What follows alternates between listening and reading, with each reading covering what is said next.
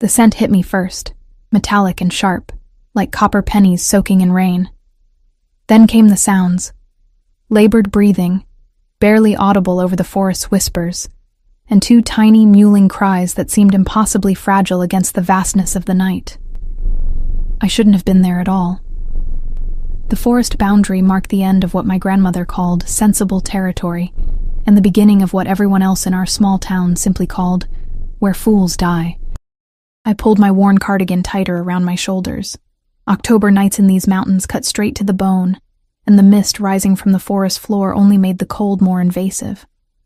My blonde hair, pale as winter wheat and just as unruly, kept blowing across my face, obscuring my vision at the worst possible moments.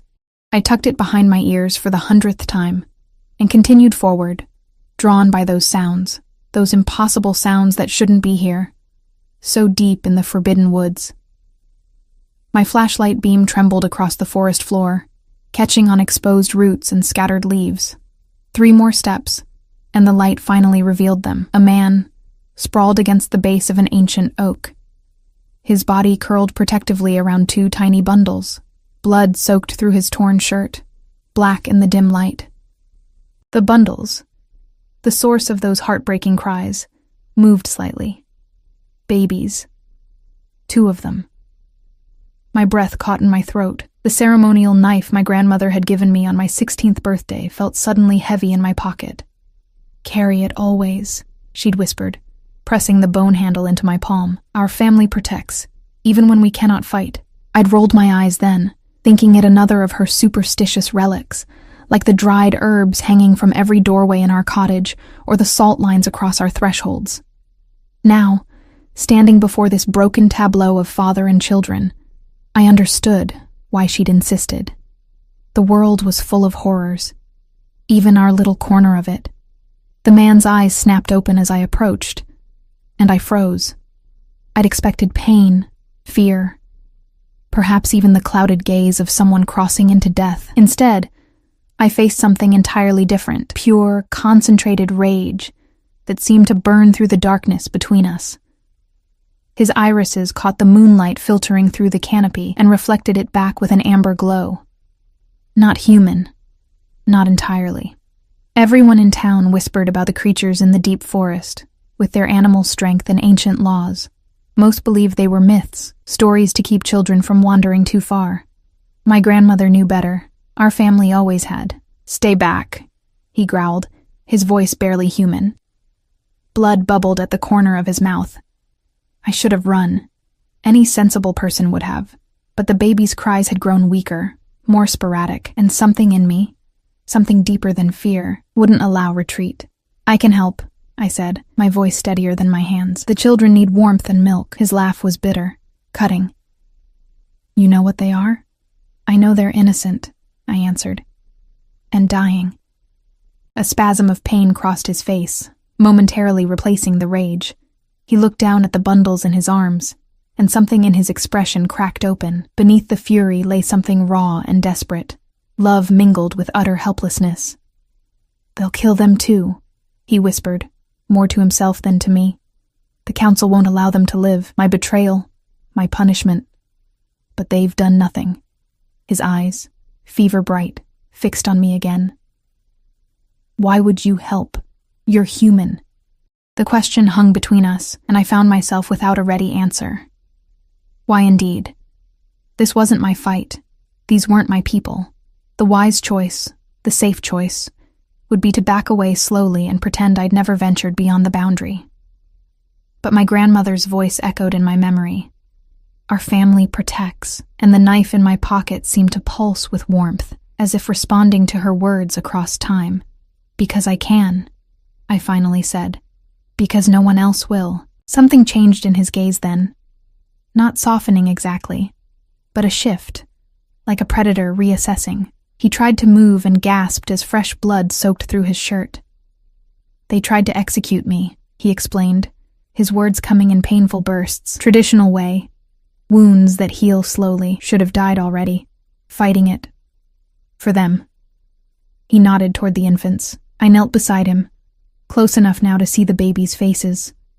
Tiny, perfect features pinched with cold and hunger. Their eyes were closed, lashes like smudges against pale cheeks.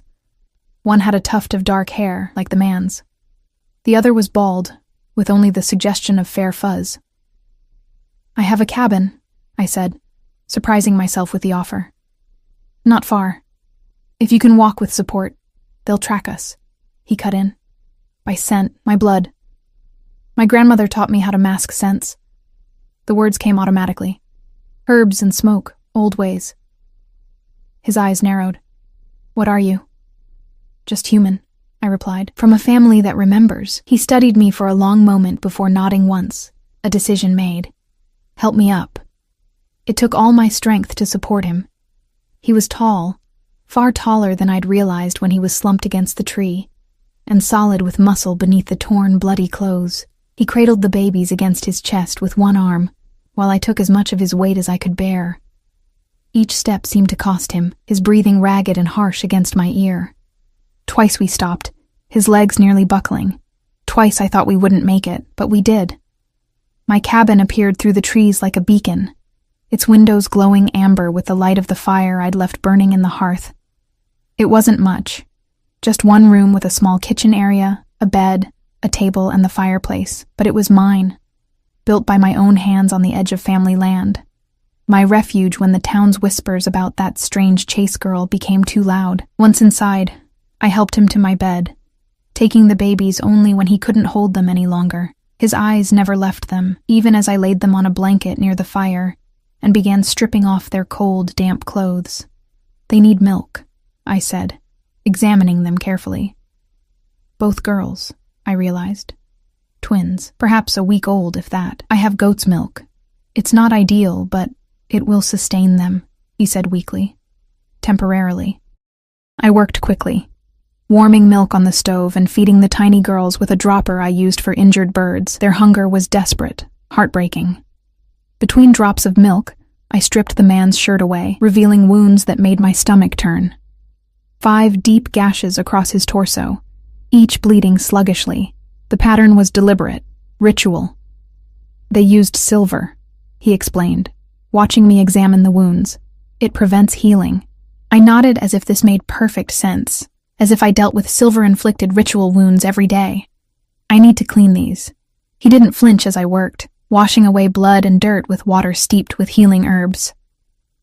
Only when I began stitching the deepest gash did his jaw tighten, a muscle jumping beneath the skin. "You have done this before," he observed. "My grandmother was the closest thing to a doctor this area had," I replied, focusing on my work. "She taught me." "Where is she now?" The needle paused between my fingers. "Gone 3 winters ago." "And your parents?" "Never knew them." The words came out more clipped than I intended. "It was always just us." He fell silent, watching as I continued stitching. When I finished the last wound, I wrapped his torso in clean bandages and helped him drink a tea steeped with willow bark and other herbs from my grandmother's garden. "For pain and fever," I explained. "Though I don't know if it works the same for your kind." A ghost of a smile touched his lips. "You can say it. Werewolf." The word hung in the air between us, turning the familiar confines of my cabin into something strange and new. I'd known, of course. The amber eyes, the unnatural strength that had allowed him to survive wounds that would have killed a human. The way he'd spoken of the council, but hearing it spoken aloud made it real in a way it hadn't been before. "Werewolf," I repeated, testing the weight of it on my tongue. "And the babies?" "My daughters." His voice softened, eyes drifting to where they now slept by the fire. Tiny bellies full, color returning to their cheeks, half-bloods. Their mother was human. I waited for him to continue, but his expression closed like a door slamming shut. "Rest," I said instead. "I need to mask our trail." Outside, the night had deepened, the forest a wall of absolute darkness beyond my small clearing. I worked quickly, burning the mixture of herbs my grandmother had taught me. Sage, rosemary, cedar, and things with names too old for modern tongues. The smoke would confuse any nose trying to follow our scent. Next, I scattered a mixture of salt and powdered silver in a wide circle around the cabin. Not enough to harm, but enough to make sensitive noses avoid the area. When I returned, he was watching me from the bed, eyes glittering in the firelight. "What's your name?" he asked. I hesitated. Names had power, another of my grandmother's teachings, but he'd entrusted me with his children, his wounds, his very life. "Emma," I said finally. "Emma Chase." He nodded once, as if confirming something to himself. "River," he replied, "though that's not what my people call me. What do they call you?" His eyes held mine, and for a moment, I saw something ancient and wild there, something that made my heart stutter in my chest. "King," he said simply. And with that single word, the world as I knew it shifted beneath my feet. Like the ground itself had tilted on its axis. I had brought home a king, a werewolf king, and his royal daughters, and somewhere out in the darkness, others would be hunting for them. For us. I glanced at the baby sleeping peacefully by the fire, then back at River, who had finally surrendered to exhaustion, his eyes closing as the herbal tea took effect. What had I done? What ancient power struggle had I unwittingly stepped into? The ceremonial knife seemed to burn against my thigh, a reminder of my grandmother's words. Our family protects. Little had I known how far that protection might need to extend. Outside, the wind changed direction, carrying with it the distant sound of howling.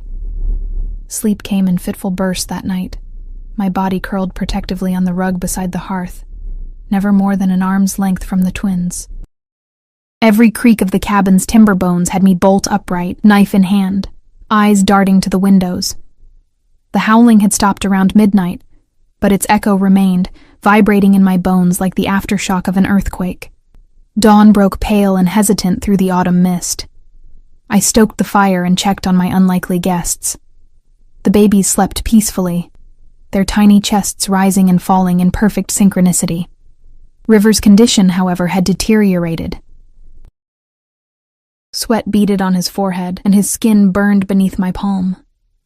The bandages around his torso were soaked through, not with blood, but with a yellowish fluid that smelled of infection. Silver poisoning. My grandmother's journals had mentioned it, how the metal could fester in supernatural flesh, spreading like venom through the bloodstream. "River," I whispered, pressing a cool cloth to his forehead. "Can you hear me?" His eyes fluttered open, fever bright and unfocused. "Aria," he murmured, reaching for my hand. "You came back." The name sent a pang through me. Aria. The twins' mother? His mate? The longing in his voice was unmistakable, raw with grief and hope. "It's Emma," I corrected gently. "You're in my cabin. Your daughters are safe." Reality crashed back into his expression. His hand dropped away from mine as if burned. "The silver," he said, voice hoarse. "It's in my blood now. I know. I need to draw it out." My grandmother's journals describe a method, but I hesitated. "It will be painful." A humorless laugh escaped him. "More painful than dying while my daughters watch." I didn't answer. Instead, I gathered what I needed. My sharpest knife, a bowl of salted water, candles made from a special black wax, and bundles of dried herbs. The ritual wasn't complex, but it required precision and blood. "I need to reopen the wounds," I explained, lighting the black candles and placing them around the bed in a specific pattern. "The silver has to be drawn out the same way it went in." He nodded once, jaw set. "Do it." I worked methodically, reopening each gash with a clean cut, pressing the wounds until the infected fluid ran freely into the bowl. River didn't make a sound, but the rigid line of his body betrayed his agony. When all 5 wounds were draining, I packed them with a poultice of herbs and wrapped them in fresh bandages. "Why?" he asked as I finished, his voice barely audible. "Why help us when it puts you at risk?" The question caught me off guard. I busied myself cleaning up, avoiding his intense gaze. "My grandmother believed our family had a purpose," I finally said. "A duty to maintain balance between your world and mine." I gestured to the knife I'd used, its handle intricately carved with symbols that matched those on River's ceremonial blade. "This has been passed down through generations of chase women, a family of protectors," he murmured, studying me with new interest. "Rare, even in the old days. A small sound interrupted us, one of the twins awakening with a hungry cry. I moved to them, gathering the dark-haired one first. "What are their names?" I asked, preparing the dropper with warm milk. River's expression softened as he watched me tend to his daughter. "They haven't been named yet. Our tradition requires a naming ceremony at the first full moon after birth." His mouth twisted. A ceremony they were denied. I fed the crying baby, marveling at how fiercely she suckled, her tiny fingers curling against my hand. "And their mother?" I asked softly, unable to curb my curiosity. "Arya?"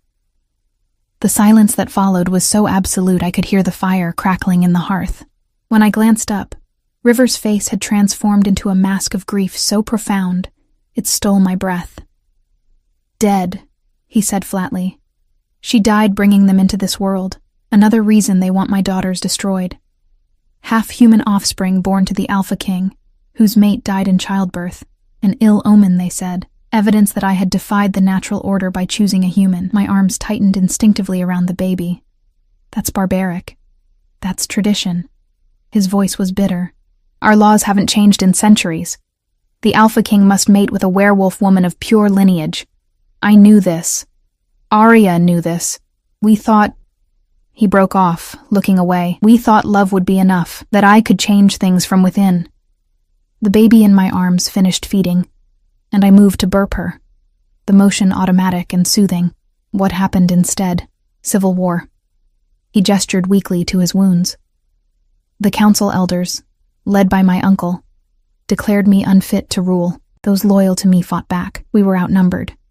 My closest guards helped me escape with the twins, but they were killed covering our retreat." His voice roughened. "I should have died with them. Would have if you hadn't found us." The second twin began to cry, and I carefully placed the first beside her father before picking up the fair-haired one. As I fed her, I processed River's words. A king without a kingdom, hunted by his own people, protecting daughters who represented everything his society rejected. "How long will they search for you?" I asked. "Until they find proof of our deaths," he replied grimly. "Or until a new Alpha King is crowned. My uncle, most likely." His expression darkened. Damien would burn the forest to the ground to eliminate any threat to his power. "Then we need to leave," I said decisively. "As soon as you're strong enough to travel." River's eyebrows rose. "We?" I met his gaze steadily. "You'll never make it alone, not with 2 infants and the silver poisoning still in your system. Besides," I added, glancing around my small cabin, "I have nothing keeping me here." The truth of those words settled heavily in my chest. Since my grandmother's death, I'd existed on the fringes of the town, tolerated but never embraced, too strange with my herbs and solitary ways. The cabin, once a refuge, had become a prison of memories and loneliness. "They'll hunt you too," River warned. "Once they discover you've helped me." I shrugged, trying to appear braver than I felt. "Then we'd better not let them discover it." Over the next 3 days, I divided my time between nursing River back to health and caring for the twins. The silver poisoning receded gradually, each day bringing more color to his face and strength to his limbs. By the 3rd night, he was able to sit up and hold his daughters, one nestled in each arm, his expression one of wonder as he studied their perfect features. "They have her eyes," he murmured, looking at the fair-haired twin. "Arya's eyes, blue as summer sky." I smiled, watching them from across the cabin where I packed supplies for our journey. We had decided to leave at dawn. The next town was 2 days' travel on foot, longer with infants and an injured werewolf. But River knew of a safe house there, owned by a pack loyal to him. "We'll need names for them," I said, folding blankets into my pack. "Something to call them besides the twins." River looked up, considering. "In our tradition, only a father can name his daughters, but it is customary for the one who delivers them safely into the world to suggest names for consideration." His eyes met mine. "You saved their lives, Emma. You've earned that right." The honor of it warmed me unexpectedly. I moved closer, studying the babies' faces in the firelight. "This one," I said, touching the dark-haired twin's cheek, "reminds me of twilight, not quite night, but full of mystery and promise. Luna, River said softly. It means moon in the old tongue. Luna, I repeated, tasting the name. It fit her, this solemn-eyed baby with her father's dark hair. And her sister. I studied the fair-haired twin, with her alert blue eyes that seemed to take in everything. She watches the world like she's already planning to conquer it, brave, even now. Sarah, River decided. From Seraphim, the fiercest of angels. Luna and Sarah, I whispered, feeling something shift in the air around us, as if the names themselves held power. Perfect. River nodded, satisfaction in his expression. It wasn't a formal naming ceremony, but something more intimate. A quiet acknowledgement of new beginnings in the midst of chaos. Later, after the twins were asleep and our packs ready for morning, River joined me by the fire. He moved stiffly but with growing confidence, the worst of his wounds healing at last. Tell me about your grandmother, he said, settling beside me on the rug. The woman who taught you our secrets. I poked at the fire, watching sparks rise. Nora Chase. She raised me after my mother disappeared. I was just a baby. I smiled faintly, not much older than Luna and Sarah. She never told me much about my mother, just that she'd gone into the forest one night and never returned. You think she met one of us? I shrugged. Possibly. Grandmother always said the Chase women were drawn to the boundary between worlds. I glanced at him. She taught me everything she knew. Herbs, healing, the old rituals. Said it was my birthright. And the knife? River nodded toward where my ceremonial blade lay beside our packs. That's no ordinary weapon. It's been passed down through generations. Made from a special alloy, silver, but mixed with something else that renders it harmless to your kind when wielded by a Chase woman. I smiled wryly. At least that's what Grandmother claimed. I never had occasion to test it before now. River's eyes gleamed in the firelight. There are stories among my people of human families with gifts, bloodlines that serve as bridges between our worlds. Mediators, healers, protectors. He studied me intently. They're rare now. Most died out or forgot their purpose generations ago. A shiver ran through me. Is that why your uncle wants to kill you? Because you tried to bridge the worlds by loving a human? His expression darkened, partly, but power is the true motivation. Damien has always resented that I took the throne. I was younger but stronger. The pack chose me. His hands clenched into fists. He's using my love for Arya as an excuse, claiming I've tainted the bloodline. But the twins are your blood heirs. Female heirs, River corrected. In our society, leadership passes to the strongest male. Without sons, my death means a power vacuum, one my uncle is eager to fill. I frowned. That's archaic. A grim smile touched his lips. Many of our ways are.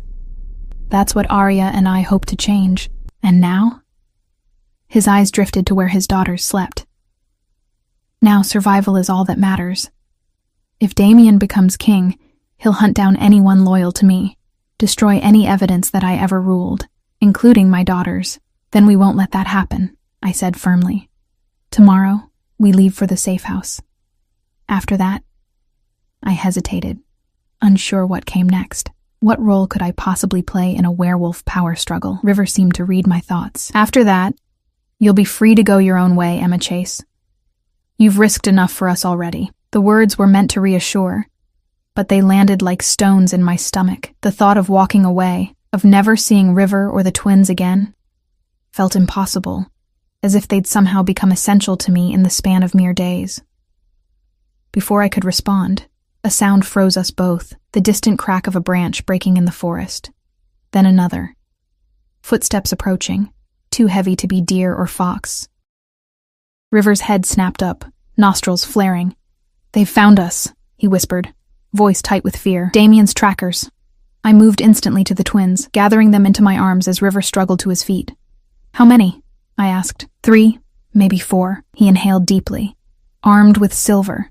My mind raced. We couldn't fight, not with River still weak and 2 infants to protect. Couldn't run. They'd catch us within minutes. That left only one option, a desperate gamble. The cellar, I whispered, already moving toward the trapdoor hidden beneath my rug. My grandmother built it as a sanctuary. The walls are lined with mountain ash and silver. River flinched. Silver will weaken me further. It's mixed with iron and herbs, designed to mask supernatural presence, not harm it. I shifted both babies to one arm and pulled the heavy door open, revealing narrow stairs descending into darkness. Quickly! As River made his way down, I handed the twins to him one by one, then grabbed our packs and my knife. Outside, the footsteps grew louder, accompanied now by low growls. Just as the first heavy thud landed against my door, I slipped into the cellar and pulled the trapdoor closed above us, sliding the iron bolt into place. Darkness enveloped us completely, broken only by the faint red glow of dying embers in the small iron stove my grandmother had installed years ago. The twins, sensing danger, remained eerily quiet in their father's arms. Above, my cabin door splintered open. The cellar air hung thick with dust, and the sharp scent of protective herbs embedded in the walls. I pressed a finger to my lips, though the gesture was unnecessary. River stood utterly still, his breathing shallow, twins clutched against his chest. Above us, heavy footsteps crossed my cabin floor, followed by the crash of overturning furniture and breaking glass. "Spread out," a deep voice commanded. "The scent trail ends here. They can't be far." "The fire's still warm," another replied. "Fresh milk on the table. They left in a hurry."